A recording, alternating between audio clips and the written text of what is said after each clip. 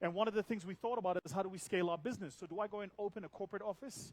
Or do I create a product as a business and then license that business?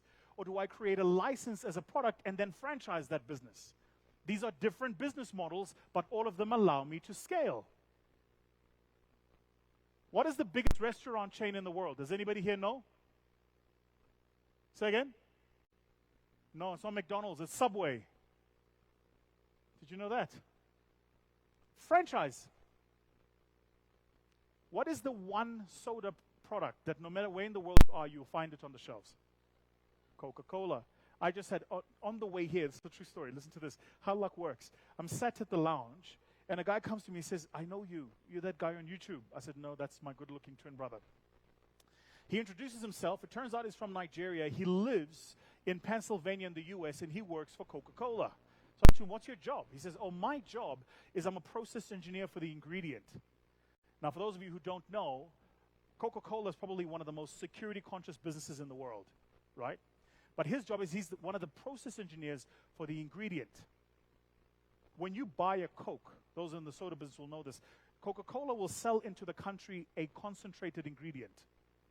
Bottlers in that country will mix the concentrated ingredient with water and a couple of other additives, and then you get the Coca-Cola product. Yes? How many Coca-Cola ingredients manufacturers in all of Africa? 55 countries, 1.4 billion people. How many do you think do they have manufacturing? How many factories do you think they have making this concentrate in all of Africa? 2.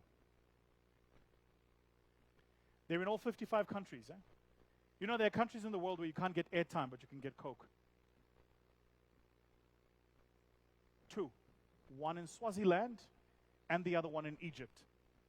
From the bottom and from the top, they supply the whole continent. And he says, yeah, that's cool. I mean, that's Coke. He says, but you know what most people don't know? He says, the genius of Coke is not that we own Coke. It's that we own everything people don't know is Coke. It's like, what do you mean? He says, we'll come into a market and we'll watch like how you guys consume product. So for instance, if you, and he was saying, it's like here in Africa, guys like ginger beer. So a lot of people don't know, we own several ginger beer brands in markets. He says in the US, there's a big health-conscious thing at the moment. So you know what we do? We will buy health-conscious products, businesses, and we'll sell them. That's their job. So what they do is they allow small companies to get big, and then they buy them. Does that make sense? They allow small companies to get big, and then they buy them. It's something else for you to think about. That's a different growth story from a Coke perspective, right? Think about, let me think, Pepsi. Is Pepsi here? Right. So what's the Pepsi model? Oh, I see. That was tense for you guys, eh? They're like, hey, what's happening? Okay, so what's the Pepsi growth model? Now, you don't have to tell us. From your perspective, I don't want you to breach any non-disclosures.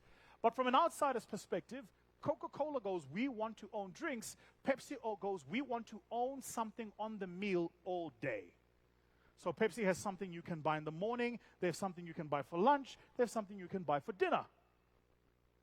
Different growth strategies, similar market. So what you want in your business is to be very intentional about scale. That was a good save. That was a very good save. Very, very good save. You're welcome. So how do you manage this? Let's be clear, you have to take risks. I like thinking about risk and risk probability. So what I'm going to do is I'm going to show you, this is the model of risk management that I use. You can think for yourself if this model works for you. But I use this when I've got to make decisions like, do we want to litigate on something? Say we've got a particular issue. Do I want to go to court or do I want to go to arbitration? Or it might be something like we want to open in a new market and we're looking at the regulation. Do we want to get an in-country partner or do we want to open up in that country ourselves? Or it might be that I've got a specific role in the business. That's a very sensitive role. It might be, do I hire somebody from in-country or do we hire somebody who's virtual? All of these are different decisions, but I basically use the same risk matrix, and here's how it works. On the vertical is you're measuring probability for the thing happening. On the horizontal, you're measuring the impact of it if it happens.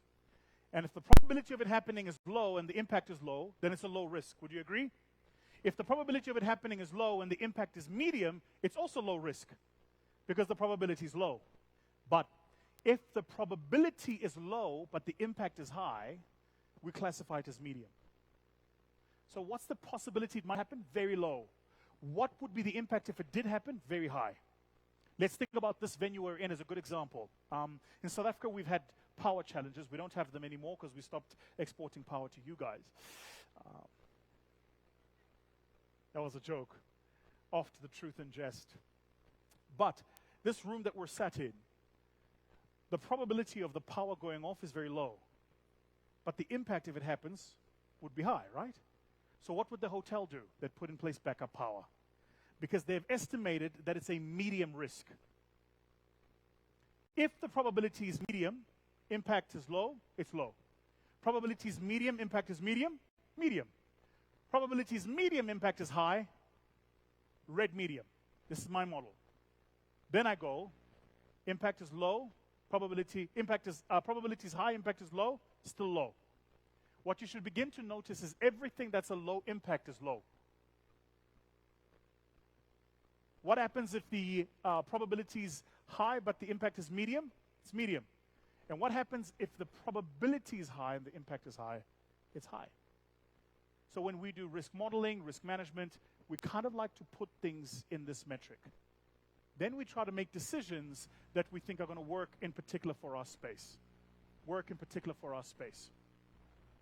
When you leave here, entrepreneurs, especially entrepreneurs, I challenge you to use this model. So I said, pen and paper, we're going to be doing a lot of writing.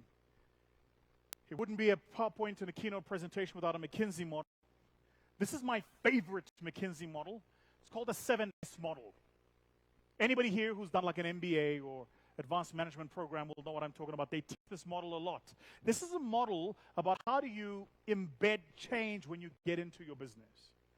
In fact, even in building your business, you might want to think about following this model. So let's break it down. The first part of it is you might want to ask yourself, what is the strategy for your business? This is the direction and the goals that you have for your organization. And for every single strategy, you need the business to work a certain way. What is the structure? The actual organization that you're running. And for all strategies and all structures, you need systems. That's the thing I was saying. Write it down. Processes, systems. Write down what actually happens. If you do this and you do it correctly, these 3 parts will take you no less than maybe 6 weeks if you do it properly. That's if you don't ChatGPT it. So in our firm, every 18 months, we'll review strategy. This is the model we use. Are we still going in the direction we were going? That's the strategy. And if we're still going in that direction, what business can get us there? That's the structure. And if that business can get us there, how do we make it function? That's system. Then, you want to focus yourself on the skills. What are the skills that you need to make sure that you deliver on the strategy for your company? I want to find I think last time I was here, who was with us last time I was here? Might be a few of you? Okay. So last time I was here, I shared an interesting story. I've got a young man who runs my social media. I've never met him. He's been running my social media now for 3 years. And in fact, I was supposed to be meeting with him today. Today's the 5th, right? I was supposed to be meeting with him today at our office in Dubai, but I couldn't because I'm here. I've never met him. He started working for me just after 2021-ish, beginning of 2022. And here's how this young man and I get to know each other. He follows me on social media, likes my content. He reaches out and says, dude, I love your content. Do you mind if I take your content and post it on my page? I said, sure, no problem. He takes my content, he starts posting it. Man, it looks better on his page than it does on my page. I'm like, who's this guy? And then his page starts growing faster than my page. I'll give you guys an example. Like, I'm just about to hit 1 million subscribers on YouTube. I've had my YouTube channel, I think, since 2011. He started his YouTube channel 18 months ago. He's on 1.4 million subscribers. No, it's not fair. It's because he's white. It's racism. So anyway, So he posts my stuff. The stuff looks good. So I reach out to him. I'm like, hey, who are you? He tells me who he is. I'm like, where are you from? He's from some small former Soviet country in Europe. And he's just a kid. He's like early 20s. Very smart. So I say, hey, you do me a favor. So take my content, edit it the way you're editing it, but post it on my page first. And then after 2 days, you can post it on your page. He goes, sure. But to post it on your page, I need your access. Yeah, I know. I'm like, so you need my username and my password? He says, yes. I go, Chifai. Aye. Username, password. That's like asking for access to my WhatsApp. Aye. But I've got to take the risk. Remember, I've never met him. We haven't even done a Teams call. I don't know if I'm talking to a human being or an AI. So I send him all of my social media, username and password. I don't tell my risk people because they would have lost their minds. I just send it to him. He goes in and he accesses my stuff and he starts posting. When he started posting, my LinkedIn was on 60,000 followers. We just hit 1 million subscribers on my LinkedIn. When he started posting, my YouTube was on 160,000 subscribers. We're just about to hit 1 million on YouTube. When he started posting, my Instagram was on 400,000 subscribers. We're on 2.4 million. When he started posting, I didn't have a TikTok. He created a TikTok, and now we're on 1.4 million followers. But listen, I've never met this kid. I've never met him. What point am I making? He has a particular set of skills that allows me to deliver on my strategy. The skills he has nothing to do with the geography he's based in. It's the skills. So what a lot of us do is we will have the strategy, but you can't find the skills. Strategy without skills is wishful thinking. Skills without strategy is directionless. It's kind of the reason why the South African soccer team is better than the Uganda soccer team. We have strategy, we have skills. You guys just have 11 guys running around, looking for a leather object called a ball somewhere.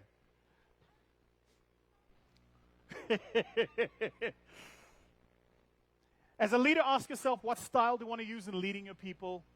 How do you create shared value? And then, of course, where you're going to get stuff. Take the model down. I will leave the model with the good people who've invited me here at PSFU. And for any of you here who want a copy, I will leave it for yourselves, and you will find a way to disseminate it to the people who've attended. So what you want to make sure of is that you're following those 7 S's. This is the last bit. This is the last bit. This is the last bit. This is the last bit. Last bit. There's a book I want to recommend to everybody here. This is the what to do when you leave here. It's a book. Hold on. Why is it doing that? It's a book called The 90 Days. Okay? It's called The 90 Days. It's a really, really good book. I'm not sure why the image is not showing. But here's what this book says. It's written by a man called Watkins. He says, here's the program to put in place for the next 3 months. Now, here's why I brought this specific knowledge. Because I'd like to challenge you to try to do these things between Jan and March next year. So what have we covered in our time today? We spoke about how to do a business model. We spoke about how to do strategy, put in place structure, processes, systems. But for a lot of us in this room who are entrepreneurs, here's what's true. Have you ever done the work, but the business doesn't change? Has this ever happened to you? Because you know that there's a difference between cognitively knowing something and getting something to actually get done. For me, this is my deepest frustration, that I can go away and we can think as a management team about our strategy for the business, come back and tell the rest of the business, but they do tomorrow what they did yesterday. So we want to ask ourselves the question, how do we embed change? Make sure that the thing we want to get done gets done. So for the next 3 months, beginning of the year until March, try this. The first thing you want to do in your 90-day process is to prepare yourself. So gather as much information as you can about the market that you're in, the space you're operating in, the competitors you're competing with. Just prepare you. The second thing you want to do is you want to accelerate as much of your learning as possible. What does that mean? All this information that you've got, try and optimize that information and understand it as quickly as possible. Notice, you haven't started doing any work in the company, you're still doing work on you. The third thing you want to do is you want to start to match your strategy to your situation. And you can do that because you just spend time analyzing your market. So now you can go, the strategy that I developed, does it actually match the situation I'm in? I have a strategy to export product out of Uganda. Okay, great. Does it match the environment you're in? Can you get export? I have a strategy to import product. Okay, great. Can you secure Forex? So now you want to start to match the situation. And then the most important part, a lot of people get this wrong. You come up with a strategy, you go to your team, you tell your team's like, this is great, we're excited, let's do it. And then you miss this part, and here's the part. You have to create a culture of early wins. What's that mean? Don't wait for the big win. Take the small wins and celebrate them. Let people see the momentum of the work that you are doing. And show them those early wins. Go, hey, we just got this new customer here, or we just opened another branch here, or we just got another product here. Small wins, celebrate them. Hey, we just grew our YouTube channel from 20 to 50. This is great.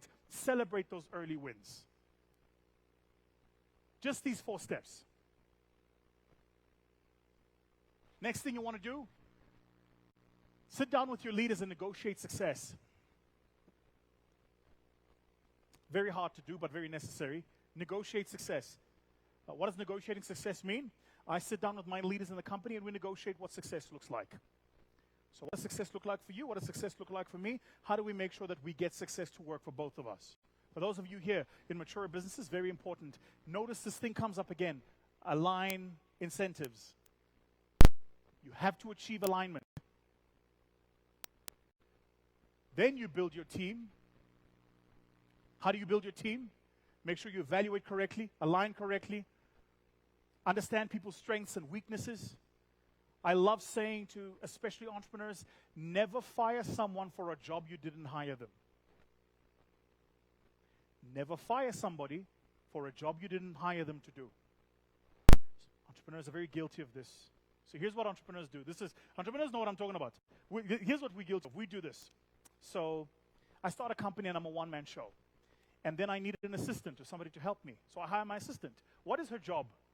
To help me. But because she's my assistant, I also make a reception. But I hired her to be what?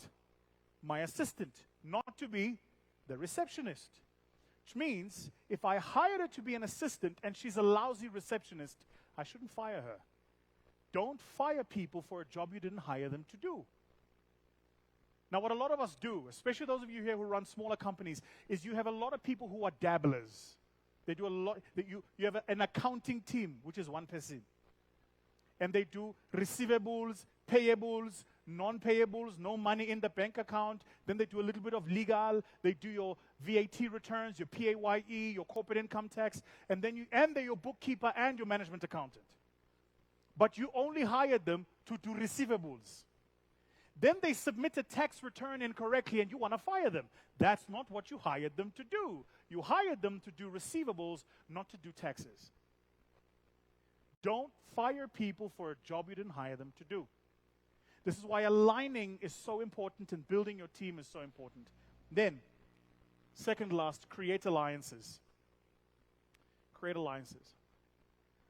I know this is being streamed live and some of my team members are watching this, so I'm very worried about what I'm about to say.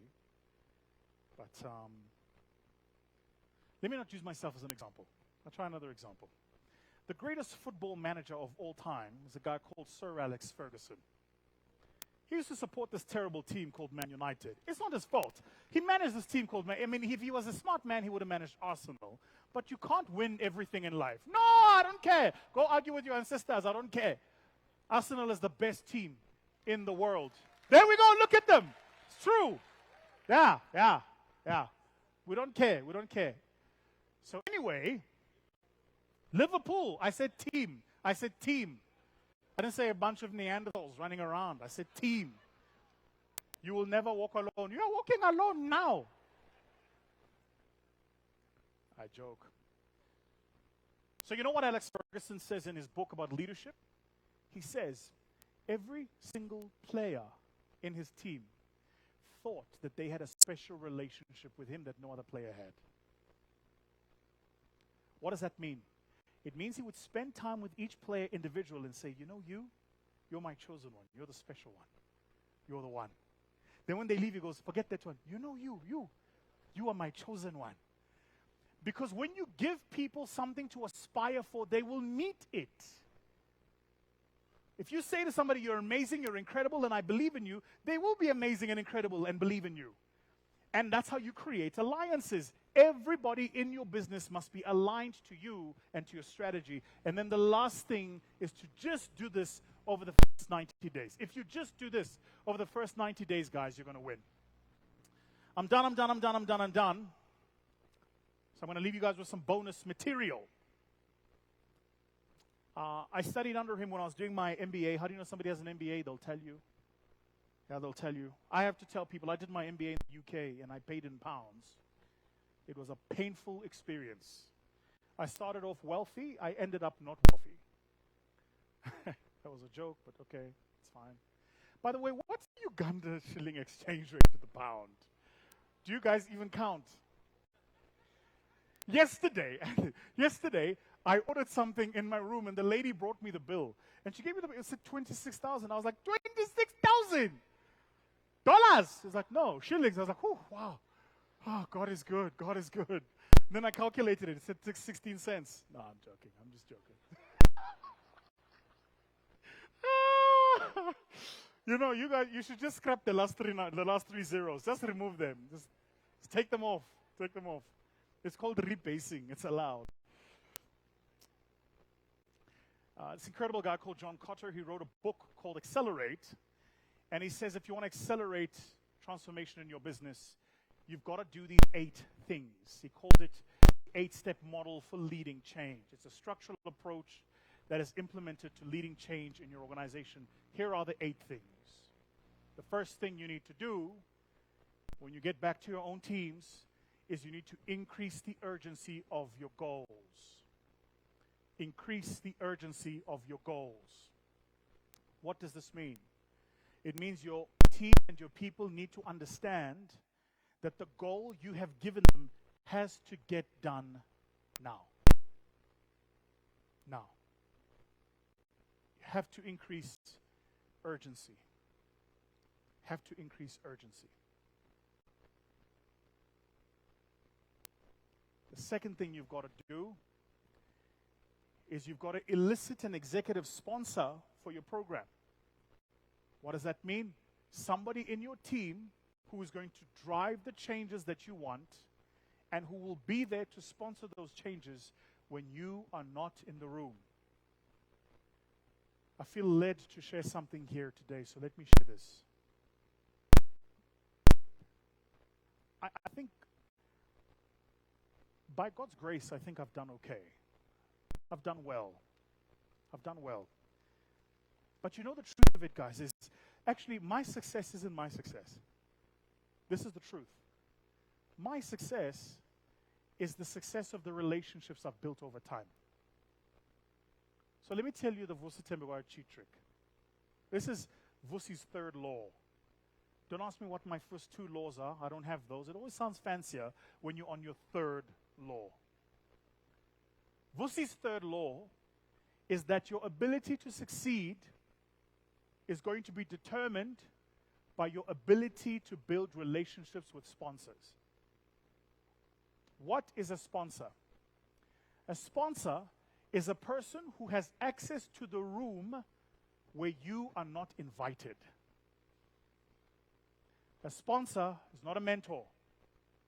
It's a sponsor. Now, some of us have sponsors and we try to call them mentors. These are not the same. So I have several sponsors. And here's what I do. I will share with them successes we have when we have them. I expect nothing from them. But what I've done is I've built a sufficiently strong enough relationship that when they are in rooms with people more powerful than them or me, and my name comes up, they say good things. So, yesterday, day before yesterday, I received an invitation to appear at the World Economic Forum in Davos in January next year and speak. Hold on. They're not inviting me because they Googled me.